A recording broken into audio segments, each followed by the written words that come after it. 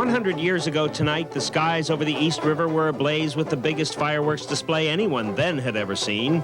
14 tons of fireworks, rockets, shells, fountains, and fire balloons popped and blazed. Earlier in the day, the President of the United States, Chester A. Arthur, led the host of dignitaries assembled to honor the efforts of two engineers, John Roebling and his son, Washington Roebling. Their achievement was being hailed as the eighth wonder of the world. A look further back in time tells why. It was 1814 when Robert Fulton introduced steamboat service on his ferry line from New York to Brooklyn. But hard winters often left Fulton's ferries locked in ice, unable to shuttle the residents of the nation's third largest city, Brooklyn, to the biggest, New York.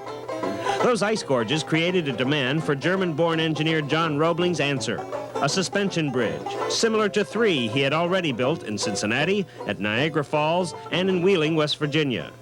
But Roebling died of tetanus in 1867, just after getting the okay to proceed with his dream, leaving his son Washington to complete the bridge. To support the giant bridge towers, airtight caissons of timber and iron, each half the size of a city block, were sunk in the riverbed. They were filled with compressed air so the workers inside could dig out the river bottom. As stone masonry was piled on top and the caissons sunk lower, the men began suffering mysterious crippling ailments as they came back to the surface. Then it was called caisson disease. Today it's known as the bends. It killed several of the 20 men who died building the bridge. Washington Roebling himself was stricken with caisson disease in 1870, and for the next 12 years had to supervise the building of the bridge from his Brooklyn home, relying entirely on his wife Emily to write and transmit orders to his staff. As the bridge continued to rise, newspapers speculated about Roebling's sanity and questioned the safety of a bridge being built on the orders of a woman.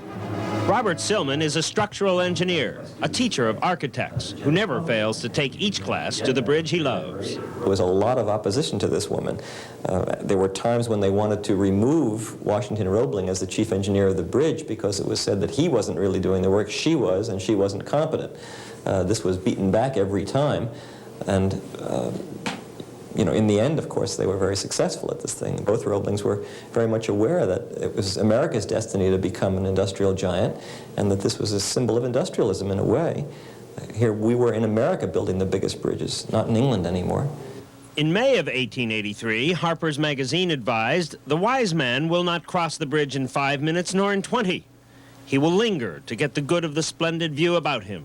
Many have been moved to poetry by this span, which was only a half-century old when Thomas Wolfe wrote of the bridge whereon at night he had walked and stood and watched 1,000 times, until every fabric of its soaring web was inwrought in his memory, and every living sinew of its million-cabled nerves had throbbed and pulsed in his own spirit like his soul's anatomy. If there be those who think the work of the engineer is only hard and material, let them know the story of the building of the Brooklyn Bridge. Bob O'Brien, Channel 5 News.